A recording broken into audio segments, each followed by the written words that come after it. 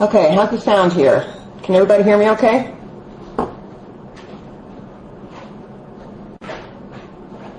Okay. Priyanka, you might be getting a few emails because I'm still getting phone calls of people that are trying to get in here. So, okay. How do I need to shut this off.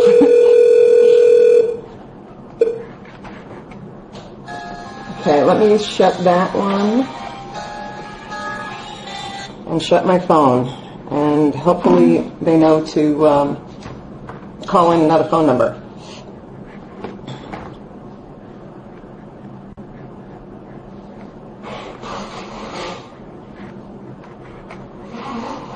Okay, so sound check is good. Should I get started?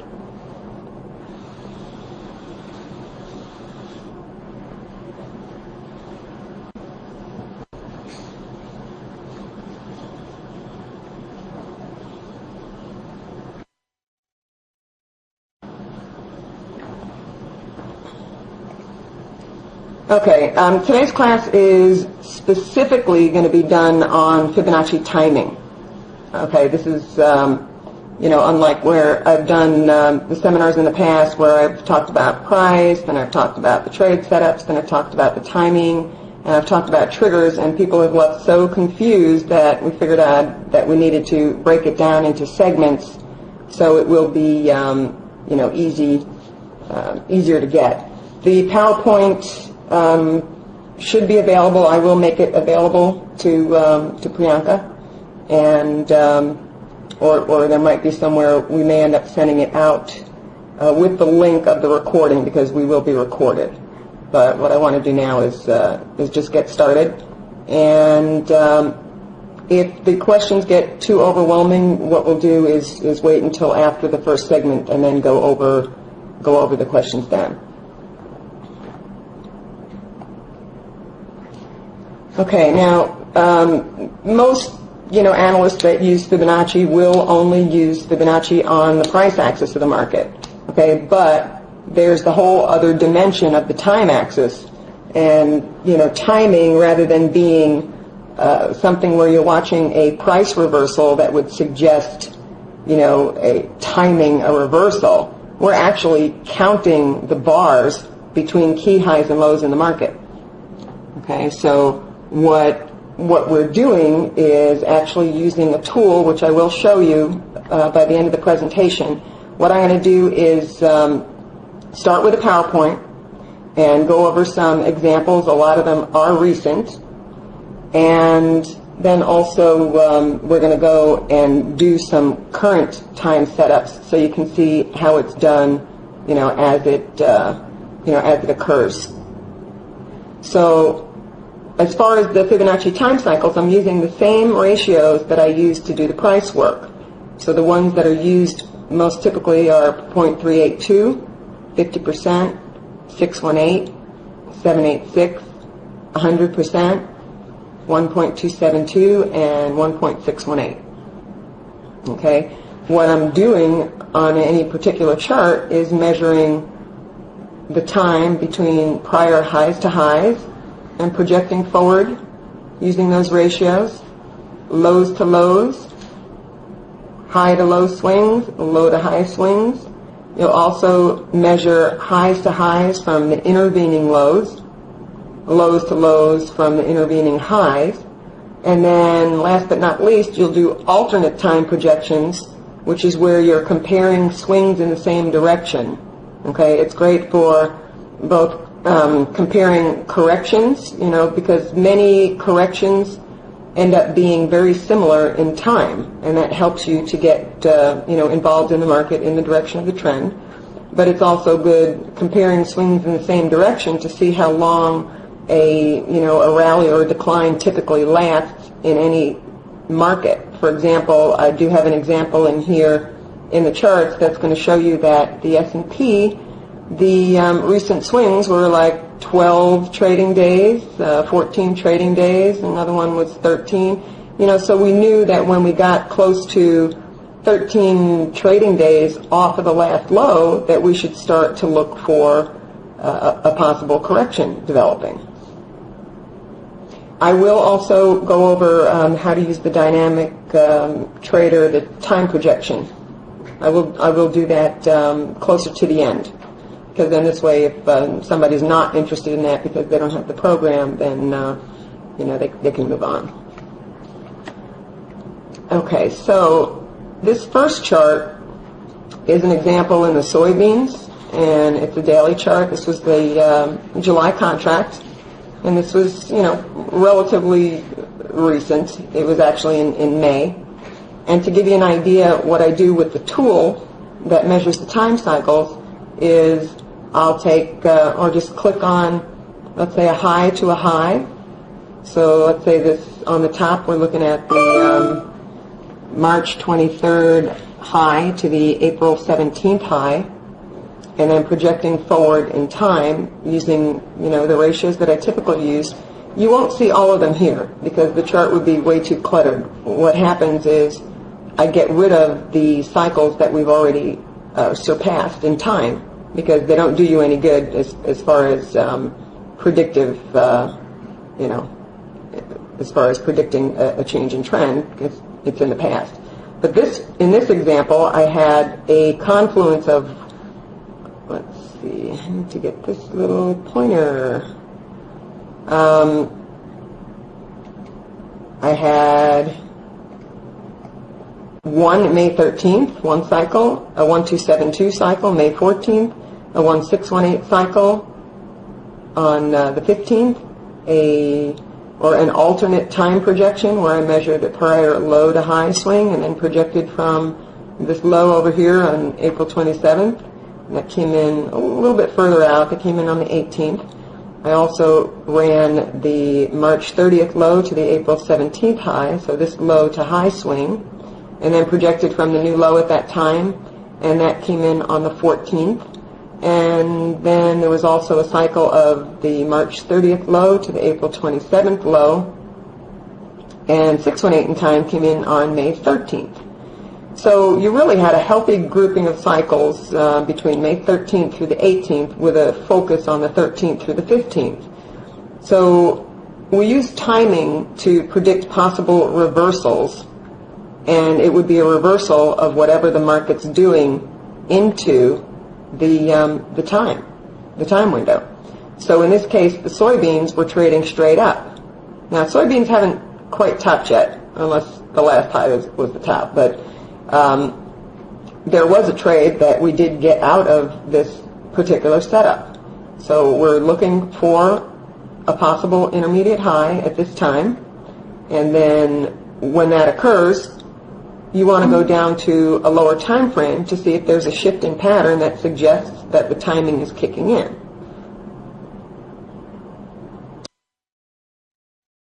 Okay, now when we got to the 15th, we did end up putting in a high on the 15th and started to reverse. Now, it wasn't a huge reversal. The market didn't break down in a big way, but we did get a trade out of it. It just didn't last as long as this may have suggested if it was going to be an intermediate high. So what we did in this case, my next slide should be, okay, this was where we actually went down to a 5-minute chart. And this trade was done. My trading partner did it for us. And basically, I wanted to see a shift in pattern to lower lows and lower highs. We did start to see it.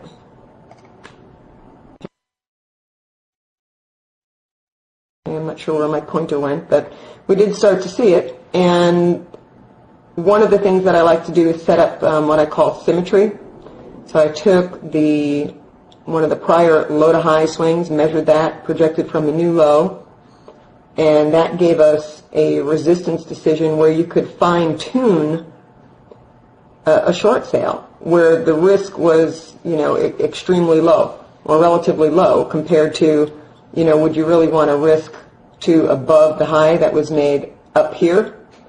No, but could you risk to just above the 1139.40 area? That's a lot safer trade. So, for example, we ended up, getting short the beans right around this 1139.40 area, and the initial risk was only to just above this 1142 area, which was the prior swing high. Okay, for some reason, oh, here's my pointer. Okay, so here was the price cluster that included symmetry, and then the risk would have been defined as just above this high here, and this is where it was, 1142. Okay, so another example we have here was in the crude oil. Now you'll be able to go back over most of these charts because a lot of these examples are on the daily charts, and what I'm doing is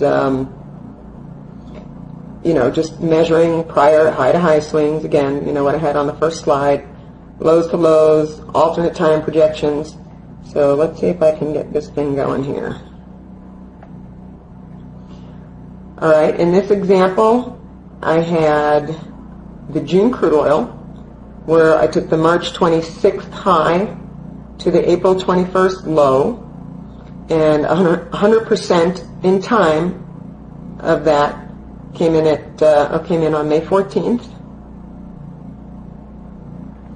Then I also had another high January 6th to the March 26th high, and projected forward 618 in time came in on May 14th.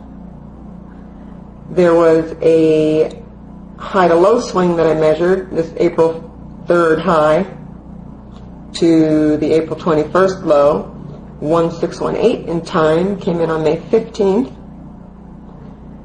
There was a low to low cycle that was December 24th low to the February 19th low, 1618 in time forward was May 15th.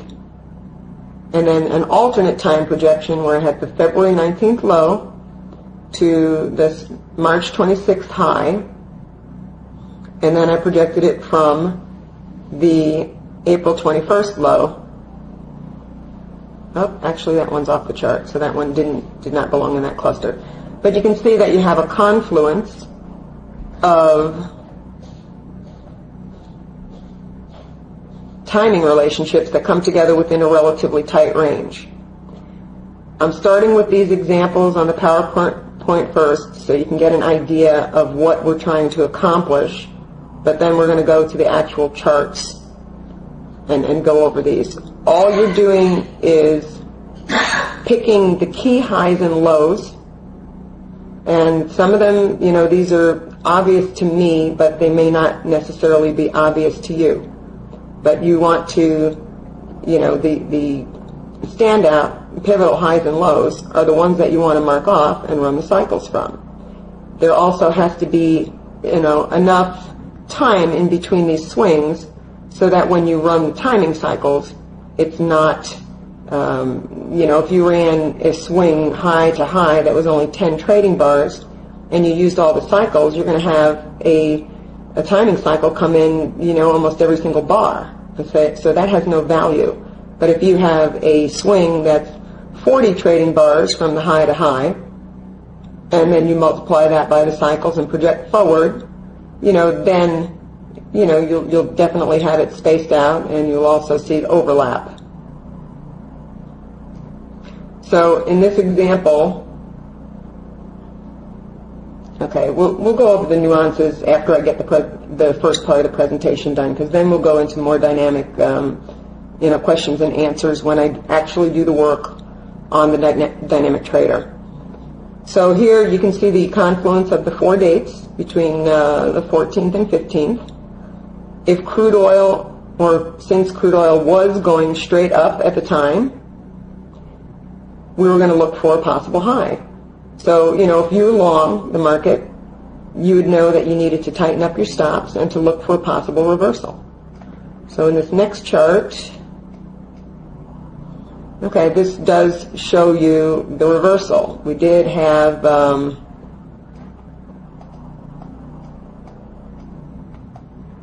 there it is. The actual high was made just prior to the dates.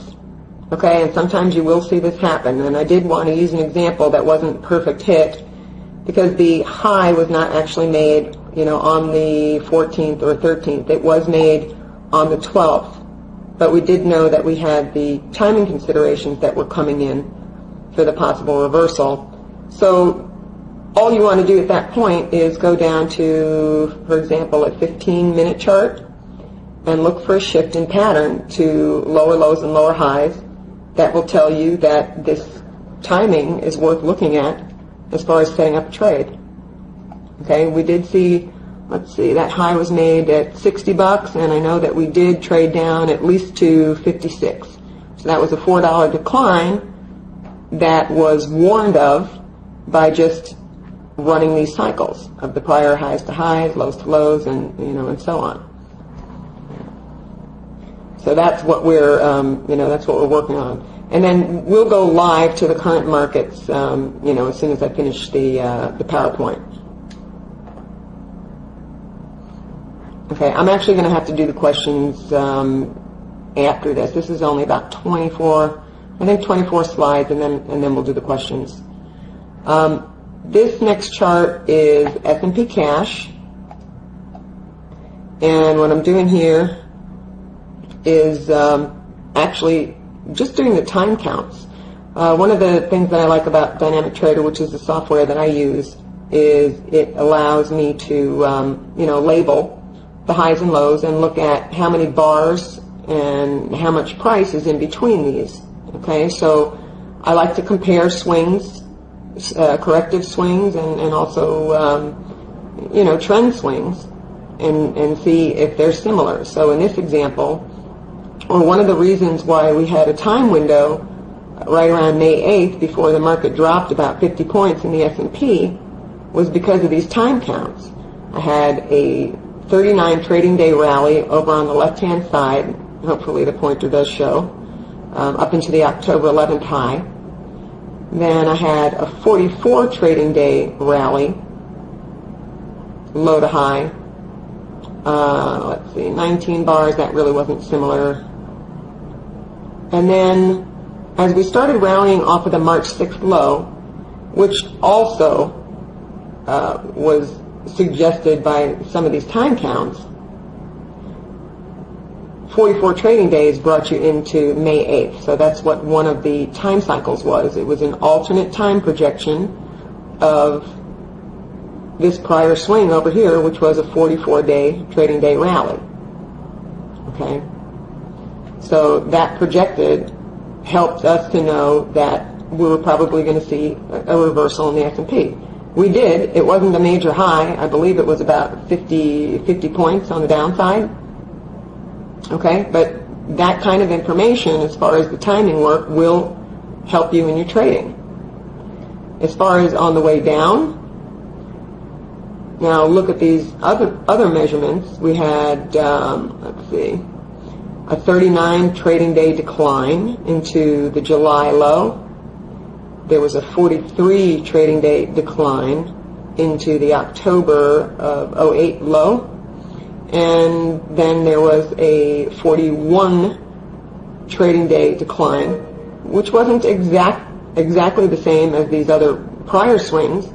But once you were looking at a swing that was similar, that was one of the reasons that we were looking for a low in March.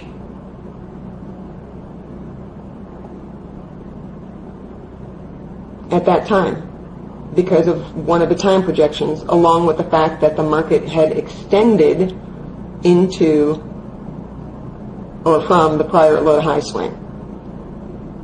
Okay, that 1272 extension was basically the minimum target that we were looking for off of that last high. And once we had met that target and then also started hitting some of these timing parameters, we knew to watch for a possible intermediate low in March. So timing actually did catch this low. You can go back over the, if you get the end of day newsletter, you can go back and go to the archives and look and see what was there, because we did have timing.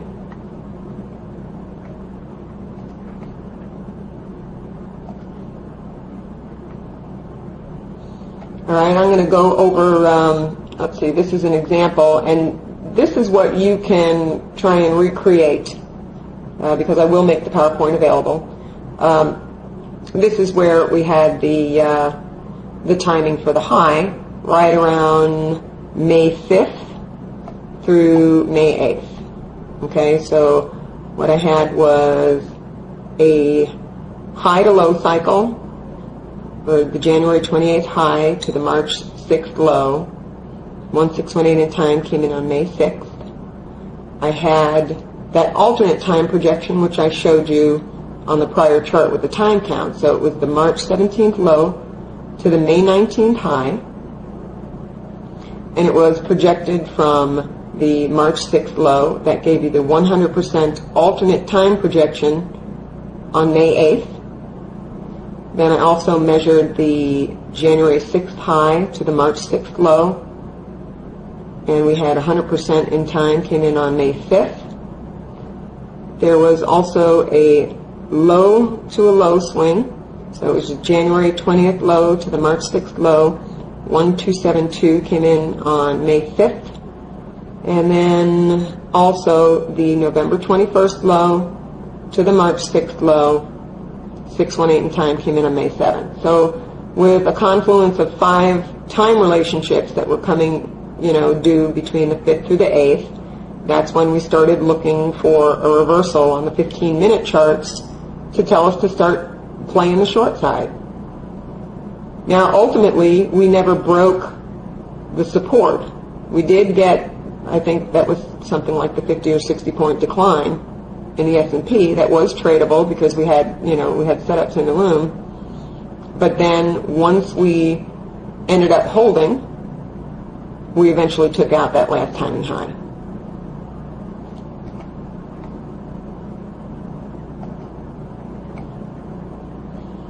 All right, this next example is in the S&P. This is actually, recently. This is the September contract. And again, I'll start taking the questions just after I get through these initial slides, and then we'll go from there. But here, what I did was I measured the swings in the same direction. The first low to high swing from the March 6th low to the March 26th high lasted 14 trading days. The next swing from low to high was 13 trading days, very similar. Okay? So if you, for example, ran the alternate time projection of the first swing up from the next low, you would have known to watch for a possible reversal right around this time window, or where it was projecting 14 days forward plus or minus a day. The next swing up was 12 trading days. And then the last one into the June 5th high, which we haven't taken out yet, 13 trading days. Okay, so this is symmetry in time, similarity or equality. So it's equality where 13 days equals 13 days. It's similarity when you're comparing 12 to 13. Okay, so it's time symmetry. That is one of the tools that you can also use.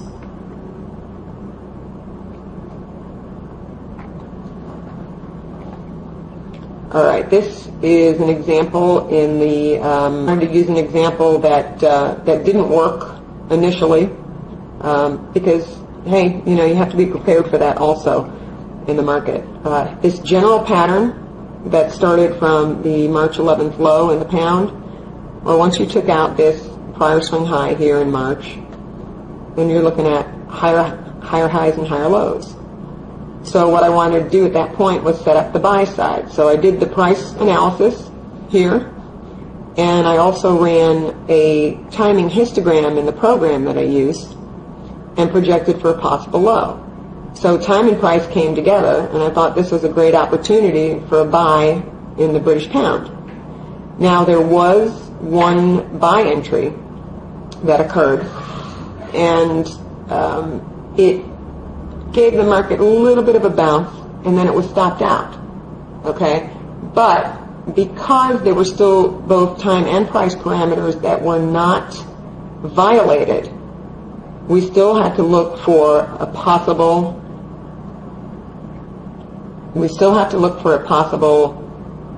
reversal at this time.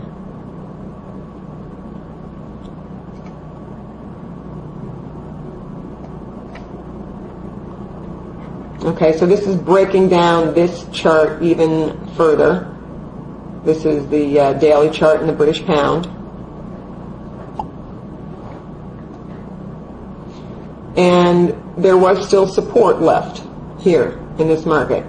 And what was interesting about it was after you would have gotten knocked out, after you did have a nice reversal here, I think it was a couple hundred points in the pound off of that higher support that came in just above it.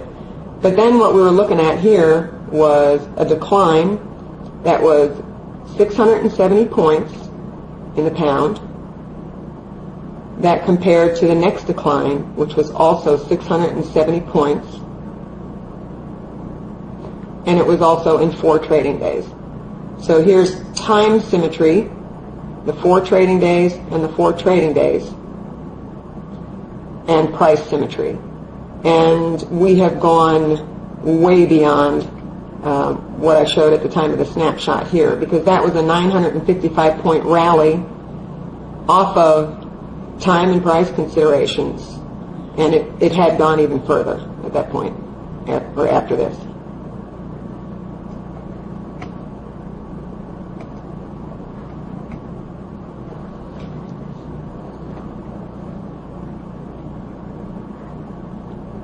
All right, this next example is in the Japanese yen. This will give you an idea of what I'm going to show you at the end of the presentation. I don't want to start with the dynamic time projection tool that I use. This is where I basically tell the program which highs and lows to use to run the time projections, and then I will project, put out the report button on Dynamic Trader, and it will show me graphically where there's a clustering of time cycles. So as I was doing the analysis in the yen, and the larger pattern was bearish. We were looking at this pattern of lower lows and lower highs.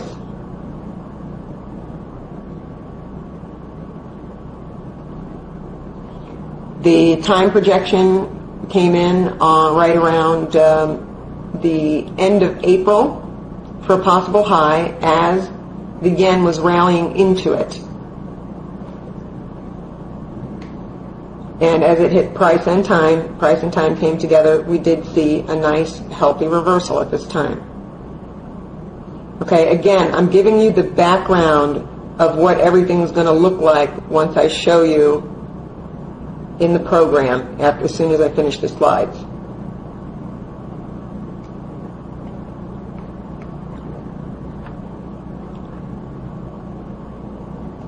Okay, now typically when you have a timing reversal, you're also going to look for a target ideally of 1272 of the swing.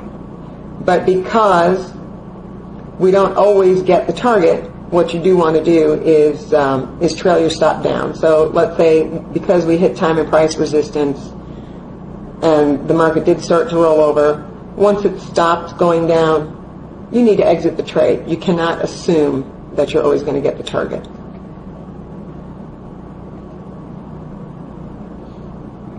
This next chart shows you that in the yen we did not get the target, okay, which was that 97.05 area, but there was a 439-point decline. Okay, so even though we didn't get the major target like we did in the case of the British pound, this was still a very healthy trade that was defined with the help of timing. It's a dimension that many other analysts do not use.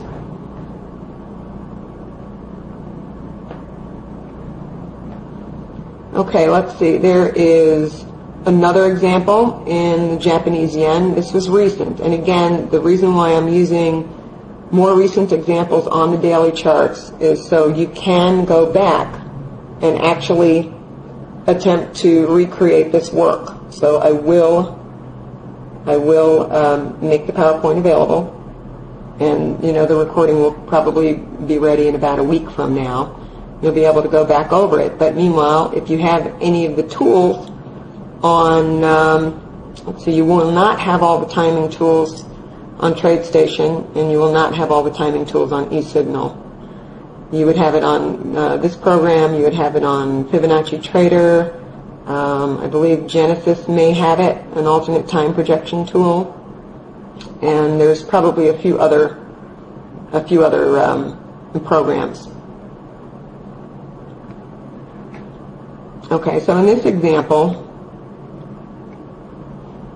we had a really healthy confluence of timing cycles that came together May 20th.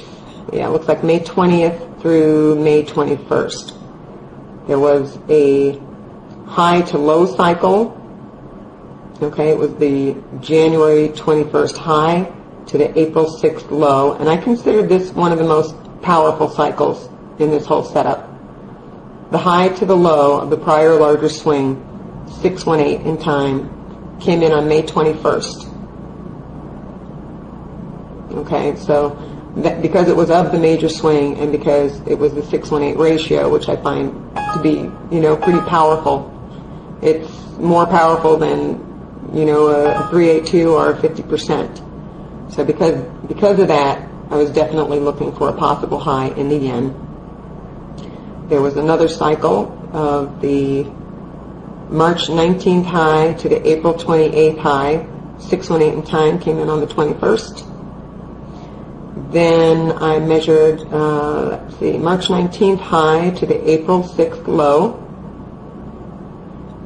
And 2618 in time, which I consider a confirming cycle, came in on the 20th. I also looked for a confirming cycle using the smaller swing. The April 28th high to the May 7th low, 1272, came in on the 20th.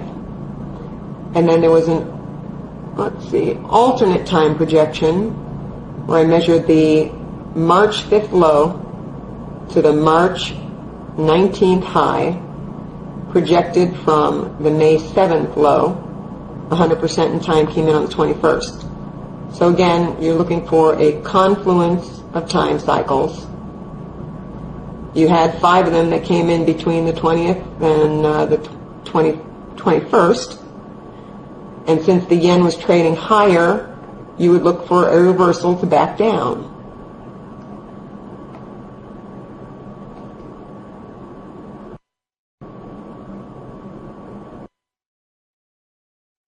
Okay, and what happened here was the actual high was made one day later.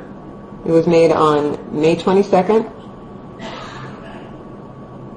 There was price resistance that overlapped this timing. Ideally, you want to see price and time come together, though I am focusing on timing only today. But just to show you how it all comes together. And you had a, it looks like a move from 106.57 down to at least 102.95. And that was with that confluence of time cycles that came together. Okay, so you kind of see how you might want to be able to do this on your own. And I know that some of you are a little bit confused, but I am going to go back to showing you the basics from blank charts as if you were sitting there and doing it yourself. So once I get finished with these slides, we'll do that. Okay, this was a fun setup. This was actually in coffee. Now, I just started doing some of the coffee markets for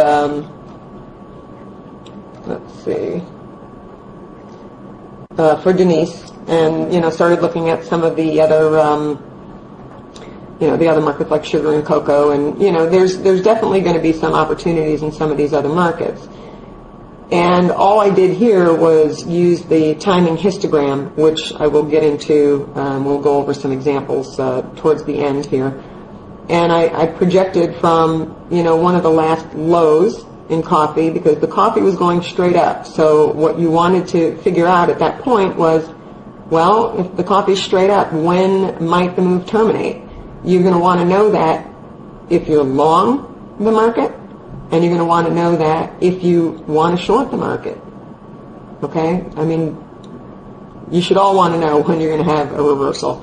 We actually hit some very important resistance. If anybody's not familiar with Twitter, I do post charts, usually once or twice a day on it. And I had this example up in the coffee. And then this is what occurred. So you made the high again in time and price. We had a healthy timing cluster that you saw on the prior chart, and we also had the price resistance. So I know that one of my guys in the room that actually trades the softs, he was short and kept the position because of the timing.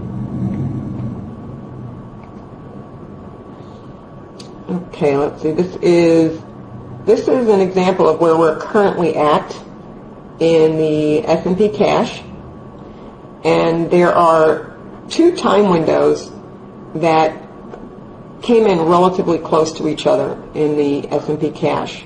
Okay, and again, you can see from let's see, the highs and lows that that are identified by the swing file, the lines that are coming through the bars here. Those are really the highs and lows that I want to use for the price analysis. As far as choosing the highs and lows, that can take a little work because, it can be subjective. I mean, sometimes it's really obvious the key pivotal highs and lows in a market, and sometimes it's not. So there are times where I actually have to sit down with somebody and point out the highs and lows until they get, the general idea of what swings they should be picking and what makes sense as far as the timing work. So we will get to that when I do it, off the dynamic trader. But what you want to know here is that, I measured, let's see, I used the January 6th high, the March 6th low. I used these little swings here. The, let's see, April 21st low to the May 8th high, May 15th low. They may not be extremely obvious because, this data is kind of, squished up on this chart. But if you were looking at less bars, you would see these as obvious swings to run the analysis off of. And what we're looking at currently as far as the stock index is we initially had a high that was made within the first time window, June 4th, 5th. Market rolled over slightly, but was unable to take out key daily support. And then the next one, which we're on top of right here, right now, and that's between June 9th, June 12th. And so far, the high's intact. On the actual futures contract, the high is still the June 5th high, but in the S&P cash, we did make a slight new high on the 11th. Okay, so I'm considering this high pivotal, and we're looking at the 15-minute charts every day to see if the market breaks down and suggests that this timing is worth something.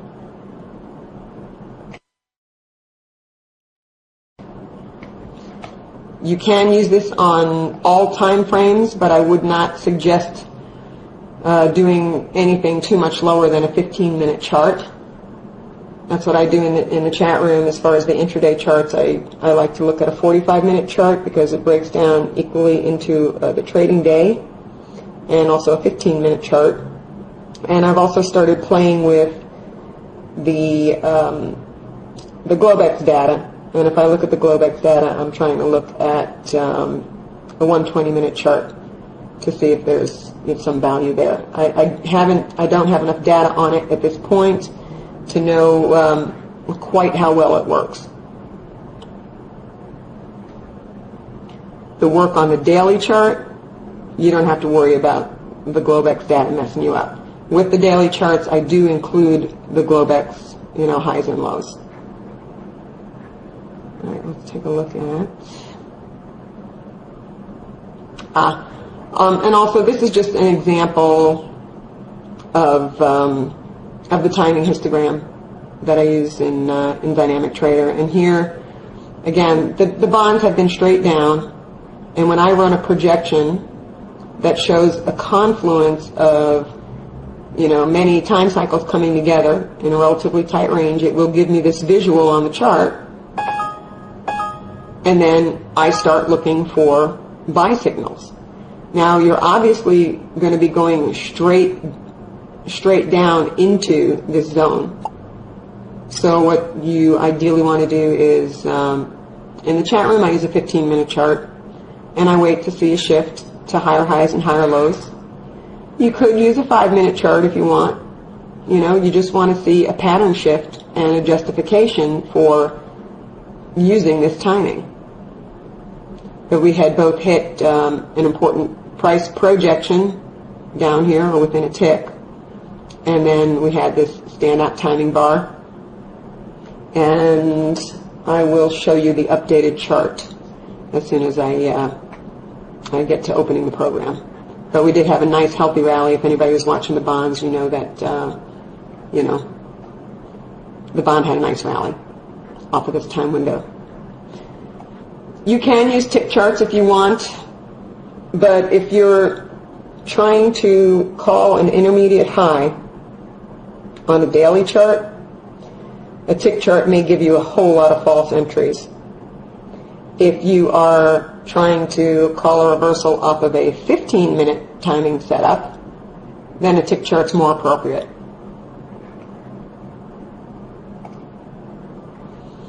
Okay, actually, I went in and gave you an example. This occurred just a few days ago in the bond. So you know that we had that time window. So this was actually a 10-minute chart, and I wanted to look for something that suggested that timing was worth something. And when I saw the market take out a prior swing high, that was the first opportunity for me to set up the buy side. Okay, so I took this prior high to low swing, which was 13 points projected from the next high, and that gave you, the symmetry projection for possible support. And then I also ran the retracements of the low to the high, and the symmetry projection really pretty much overlapped that 618 retracement. So that was the zone to look for a buy entry. And then there was probably one more opportunity here on another pullback, but this is what the bond eventually did, and the timing was the catalyst to get you to go down to the lower time frame and watch for a reversal with that timing in mind. Okay, all right, that's it for those examples. The rest of the work that we're going to do is going to be current markets. But these next couple of slides are just going to show you the tool, that you would use, well, in my program, or you can use in, let's say, in TradeStation, for example. You do have a tool that will measure prior highs to highs, lows to lows, highs to lows, and lows to highs. But from what I understand, you do not have a three-pointed tool. So you can't do these other timing projections on that program unless, I think there's a way where you might be able to just, draw a line, and you might be able to do, an alternate time projection by just, taking the, the measured line and then moving the line over. Okay, but I would rather have tools, that are really going to, help you get the job done here. So the timing tools that I use, there's only two in the program. The first one is where you're measuring using the 2 points. Okay, so again, the high to high, you can measure prior low to low, high to low swings, and low to high swings. Okay, so you'll do all of those with one tool.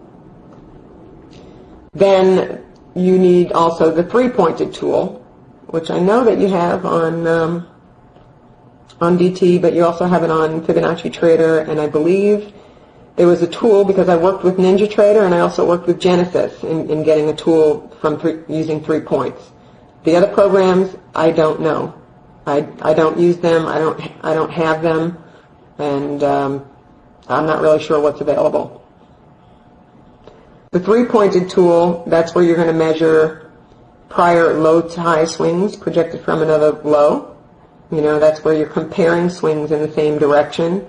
That's the tool that I used when I was looking at the rally swings in the S&P, where, for example, you know, one of the prior low to high swings was 13 trading bars, and then another one was very similar at 12 trading bars. Okay? But the alternate time projection that I made from using the three-pointed tool was what gave you a heads up to, you know, a tradable high. And then you can also run with the three-pointed tool the highs to lows projected from another high, again comparing swings in the same direction. And then you can also measure, and I don't use this or need this as much, but I do look at it if it's obvious. But you can take a prior high-to-high swing in time and then project forward from the intervening low, or you can measure a low-to-low swing. So let's say there was a low-to-low that was 50 trading bars, and then project from the intervening high between those two lows and project forward, and also, you know, look for a possible change in trend there. Now, as far as running the time cycles, what you're looking for more often than not is a confluence of cycles that come together. Okay, so you're going to want to see ideally 3 or more cycles that come together within, you know, a relatively tight range in time. So when we had dates, like let's say between May 5th, May 8th, that's, you know, within a relatively tight time window. You can't say I'm expecting a high from May 10th through May 20th. That's a little bit too wide. Okay. Now also, anybody who has read my book, you know that this is all spelled out in there. Okay. If has anybody already read that and worked with those chapters on timing? Okay. All right. Good. I mean, I know that, you know, everybody's at slightly different levels here. You know, some people are probably, you know, just beginning to look at Fibonacci timing, and, you know, and other people, you know, have the same program that I have, and they know how to do it. Okay, but bear with me, and I'll try to you know, get to everybody. I just want to give you an example of or what my timing tool looks like and the ratios that should be selected. Serena, you might get so many lines because you might be doing just like smaller swings. I mean, if you do a high to a high that's 10 bars, you're going to get a line, you know, every other bar. You know, you need to have larger swings, or you need to lower your time frame. Right, so in the dynamic trader program, this is the only one I can address because this is what I have in front of you. The ratios that I choose for the time projections using 2 dates, 382, 50%, 618, 786, 100%, 1272, 1618, and 2618. So that's what you would have selected on the tool that uses 2 dates. That's the one that almost all programs have. The tool that a lot of these programs don't have is the one where you're doing time projections using 3 dates. Okay? And as far as that tool, I'm just using 3 ratios there. I'm using 100%, 1.272, and 1.618. I guess in a perfect world you'd put the 1.272 over the 1.618, but you know, it doesn't matter because it comes out the same on the chart. But those are the three ratios that I would use when I'm running, the alternate time projections. Okay. All right. Those are the tools. I gave you some examples of what can be accomplished, but now what we'll do is we'll get down to the charts and start going over some actual examples. We'll talk about, why or, which highs and lows that I'm going to choose for the analysis. And then hopefully that will address some of the questions that have been asked, during this time period. I can stay and answer some questions now before we do a little bit of a break, because then I need to open my program and get the chart set up for you. So I see one question so far. What's the maximum and minimum time frame? Well, I typically focus on the daily charts, for the bigger picture. Occasionally I will look at a weekly chart, but not that often. I generally don't need to, go that far out. And then the lowest time frame that's reasonable for me to do the work on during the trading day is 15 minutes. I've goofed around with it lower than that just to see if it worked, but it's too much work. I will go over how to use the timing histogram in DT, yes. And as a matter of fact, I will give you, if you email me, I will give you my timing template. So I'll do that. The abbreviations, TCR. TCR is time cycle ratio. That is coined by Robert Miner in his program. And it's the tool that you use two dates from. And then the ATP stands for alternate time projection, because you're using 3 points, and it's alternate swings that you're comparing. As far as e-signal, don't go away, Albert, because we got another 2 hours after break. But as far as e-signal, they don't really have a timing histogram at all. I think the only thing that they have is a tool from 2 points. So you'd be able to do the time projections of highs to highs, lows to lows, lows to highs, and highs to lows. But you would be limited to that. You wouldn't be able to do the ones that I have, on the bottom of that page.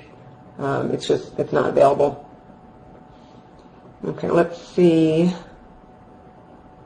Oh, okay, you want to see let me show you the 2 dates, the previous slide. Okay, here's the time projection tool where you do the time cycle ratios on Dynamic Trader. This is using, the 2 dates or the 2 points. TOS, I don't know what TOS is. Third-party vendors. NinjaTrader, I actually worked with NinjaTrader, and I think that the tools are there. You should have those tools. The only issue with that is, do you have enough data within NinjaTrader to do the analysis?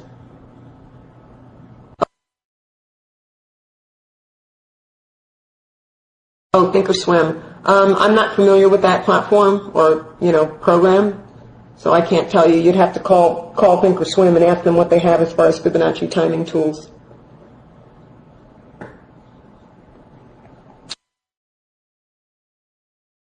Okay, RB, let's see, how do I deal with multiple touches of a swing point, the first one or the last one?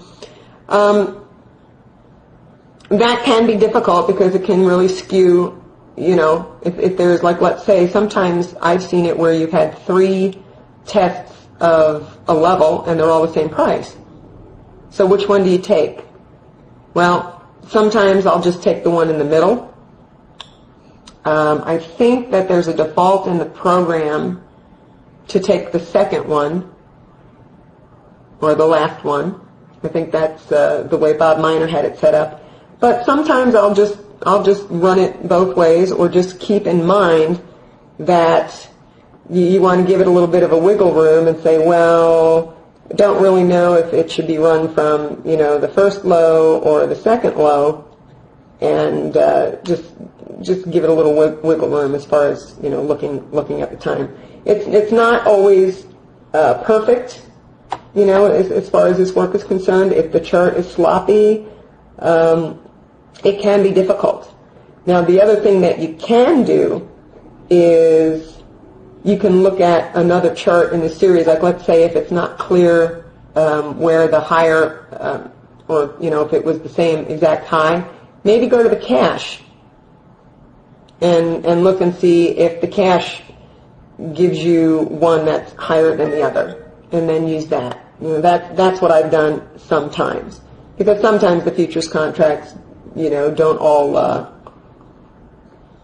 trade that well together. Okay, let's see.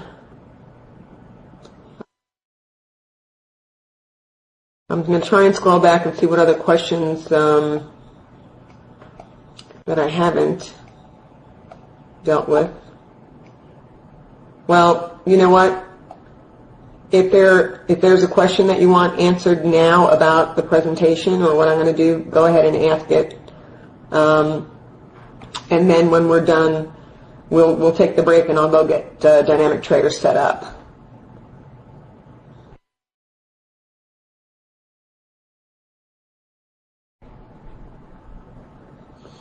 As far as the intraday time frames, I've been using in my chat room for I'm thinking I'm going on 7 years. I keep on trying to not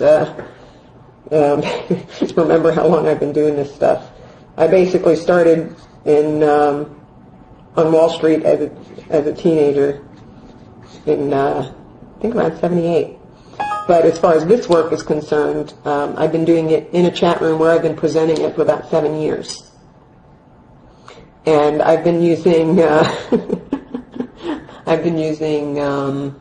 15-minute charts, the 45-minute charts, and that does not include the Globex data. And then I use the daily charts, but on the daily charts I do include the Globex data. The PowerPoint will be available for download. I will make it available. Let's see. Why do I use candles? You know what?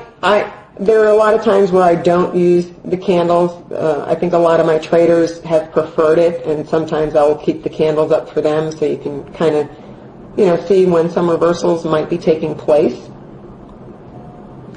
But when I'm doing the analysis on some of the lower time frame charts, I actually have to keep it in bars so that I could see where the actual highs and lows are coming in, because sometimes it's hard to see with the candles. 3-minute charts you can use for trigger, but that would be to a higher time frame than the 3-minute.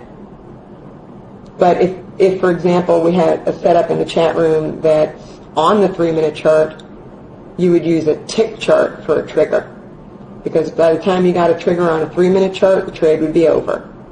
So you typically need to go to a lower time frame. Yeah, not 1 year. It's the chat room I've been doing for quite some time. I know I started doing that originally, I think, with tradingmarkets.com, and then just kept doing it. Okay, any more questions for now, or?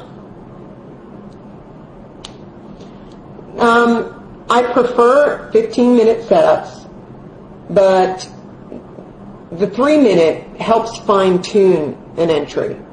You can either wait for the 3-minute chart to, let's say, break symmetry, which that's not what we're teaching here today, but to break that, and then you buy the next pullback. It's like some of the free videos that I put out on the site. If you go to my website and just click on the free video link, I've got quite a few videos that is on the entries. You cannot use tick charts for timing, because the timing is not going to make sense. You can do price work on a tick chart if you want, but you need to have equal measurements of time, and you're not going to have that on a tick chart because it's not based on time.